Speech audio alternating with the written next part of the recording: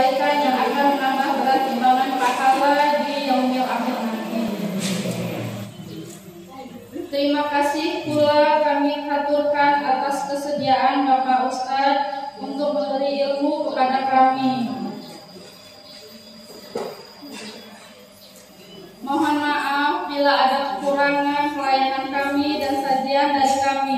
Semoga Allah meridhoi amalan dan niat baik kita semua. Amin.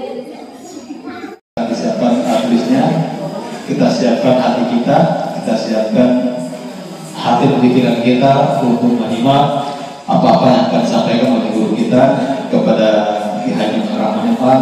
Kami siapkan.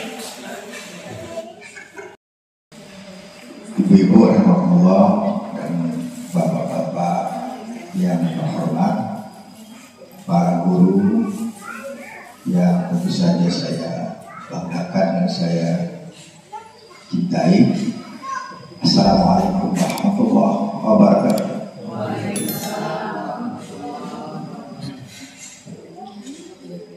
Alhamdulillah,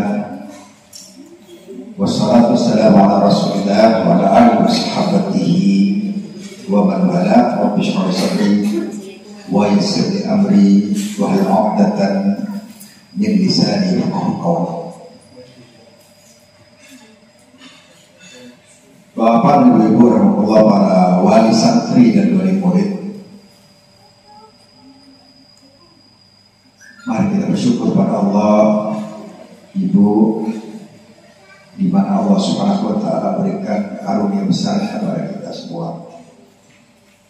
Kita alhamdulillah sampai saat ini beriman, berislam, berihsan, dan tentu saja kita sehat sehingga bisa datang ke tempat yang tadi ini. Kemudian salam dan salam kita aturkan pada Rasulullah Sallallahu Alaihi Wasallam yang telah mengantarkan kita pada jalan kebenaran ini. Dalam berbagai kesempatan saya sering mengingatkan pada diri saya sendiri bahwa ibu-ibu semakin lama tidak semakin muda. Ibu-ibu semakin lama semakin tua, dan dari ibu-ibu suatu saat bergeser menjadi nenek-nenek. Itu tidak bisa dilawan, ya. Tidak bisa dilawan. Dulu dari anak-anak, remaja, kemudian gadis, kemudian ibu, kemudian setelah itu menjadi nenek. Yang saya ingatkan adalah ibu-ibu rahmatullah, jangan sampai kita tua secara biologis tapi muda secara spiritual. Seorang kalimatnya Ibu, jangan sampai kita terus menua secara biologis tapi tidak matang secara spiritualitas. Sehingga apa terjadi, Ibu rahmatullah, kita akan menjadi pribadi yang pincang karena sayapnya tidak bergerak secara serta.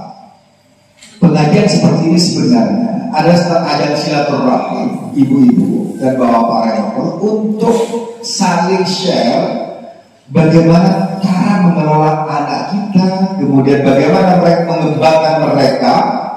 Dan saya tadi berpikir, ibu-ibu yang hadir ke tempat ini adalah tanda peduli terhadap pendidikan anak.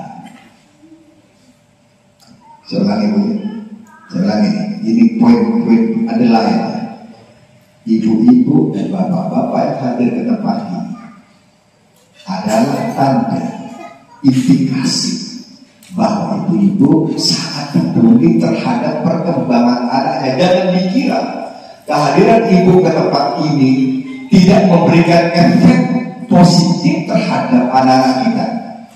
Mereka melihat bahwa ibu memperhatikan anak-anaknya, memperhatikan pertumbuhan mereka dengan kehadiran di tempat ini. Jangan dikira ibu rahmatullah bahwa kehadiran ibu di tempat ini merupakan tanda dan sinyal baik bahwa ibu peduli terhadap anak-anaknya, pendidikan anaknya, perkembangan mereka, yang mungkin bisa dengan pertemuan ini bisa dijadikan sebagai bekal bagaimana nanti menjadikan anak-anak kita qurratul a'yun itu. Barang siapa yang menempuh jalan, barang siapa salah yang menempuh tarikan satu jalan, man salaka tarikan yaltamisu fihi ilman, di mana dia berusaha untuk mencari ilmu, dan insyaallah ilmunya ada. Yaltamisu fihi ilman sahhalallahu bihi tariqan, Allah akan memudahkan baginya dengan menuntut ilmu itu tariqan ilal jannah, jalan menuju surga. Nikmataka allati an'amta alayya wa ala walidayya wa an a'mala salihan tardah wa na'mal salihan tardah, beri aku kemampuan ya Allah untuk melakukan amal soleh yang kau ridhoi. Wa aslih fi dzurriyyati, perbaiki keluarga kami ya Allah. Sebab ibu-ibu kadang-kadang di usia 40 tahun itu keretakan malah mulai. Kalau kita tidak waspada, keretakan itu dimulai pada umur 40, pada usia pernikahan kita mungkin berusia 15 tahun, mungkin 22 tahun dan 12 tahun dan sebagainya. Itu kadang-kadang keretakan itu tiba tatkala apa yang disebut dengan second poverty mobil kedua itu muncul di tengah-tengah keluarga kita. Nah, yang bisa kita lakukan adalah kalau kita jauh dari keluarga kita, dari anak-anak kita, adalah doa yang terus-menerus dan tidak pernah putus asa sekalipun. Kalaupun mungkin perubahannya ternyata anak saya tidak berubah, jangan pernah menganggap bahwa kita tidak terima.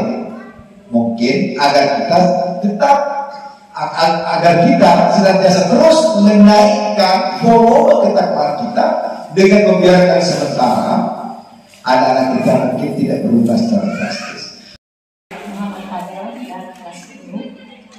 Izin bertanya, boleh sedikit curhat tadi Pak Kiai katanya kalau anak itu kalau juz misalnya hafal satu mungkin 5.000. Kalau saya Pak di rumah misalnya anak saya mungkin mau beli laptop baru, sholat duhanya hari ini berapa? Boleh tidak begitu Pak? Kalau mau sholatnya duhanya tambahin deh. Kalau sekolah katanya 2 rakaat ya.